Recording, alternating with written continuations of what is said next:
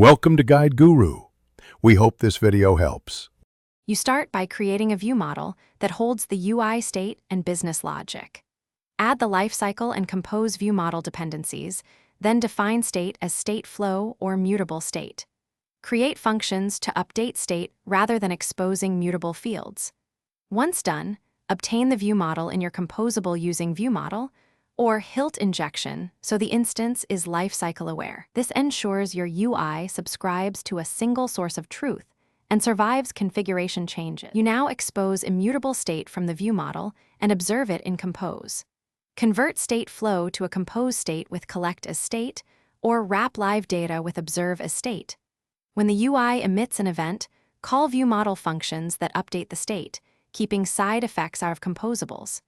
Make sure to transform domain data into UI models inside the view model. This separation prevents recomposition issues and keeps composables focused on rendering and event forwarding. You finish by handling one-off effects and ensuring cleanup. Emit navigation or toast events through shared flow or channel so composables can react once. Use view model scope for coroutines and cancel jobs automatically on clear. Centralize error handling to emit UI-friendly messages.